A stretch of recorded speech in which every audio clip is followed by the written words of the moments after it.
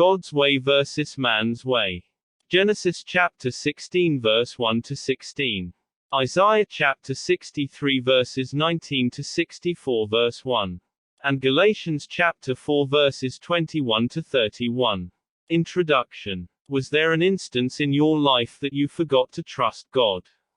Have you tried to make your own way than the way of God in solving a problem?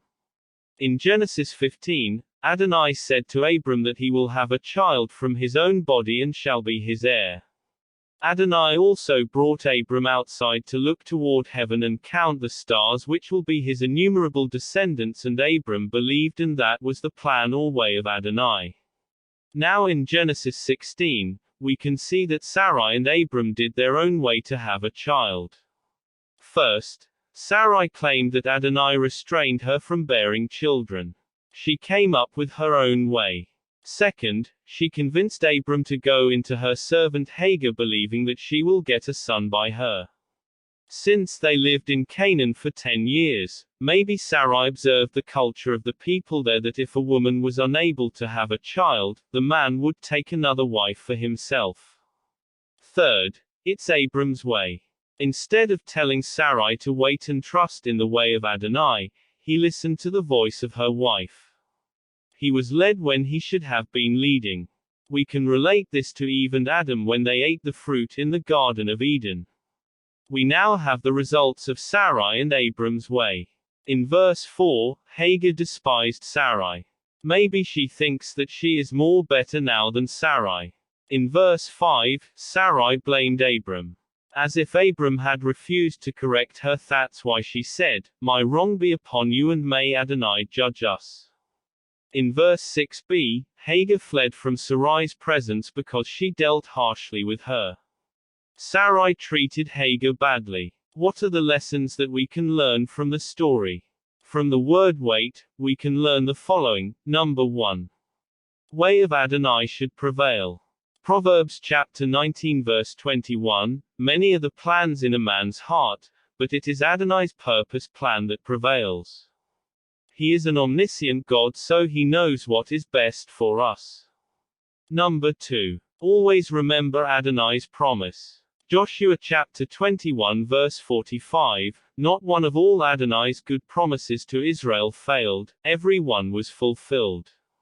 Adonai always keeps his promises because he is faithful and true. Number 3. In his perfect time. While waiting for the way or plan of Adonai to us, we must be patient. James chapter 5 verse 7b, the farmer waits for the precious produce of the soil, being patient about it, until it gets the early and late rains. Sometimes we want to give up, but when we wait for Adonai's timing, we can enjoy while he is working. The number 1 way to be patient in waiting is to pray. Number 4. Trust him. Jeremiah chapter 17 verse 7, blessed is the man who trusts in Adonai, whose trust is in Adonai. Remember this, if we genuinely put our trust in him who is already victorious, then we have no reason to worry about.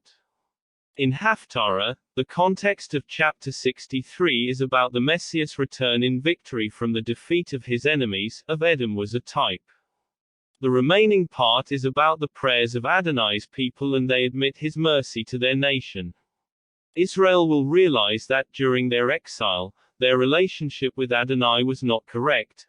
That's why in verse 19, Israel became like a foreign nation who never knew Adonai. The chosen people to whom he made a covenant and revealed his majesty forgot their mission to serve and glorify him. In Apostolic, Apostle Paul used an argument from the Torah to show the believers in Galatia it has been impossible to have the favor of Adonai through our own effort. Through their efforts, Abram and Sarai tried to gain Adonai's favor, but they could not. Isaac was the son of promise, though it did not happen immediately, but it was fulfilled at the perfect time. Paul used his explanation for salvation. Isaac's mystery revealed to us that salvation is Adonai's gift.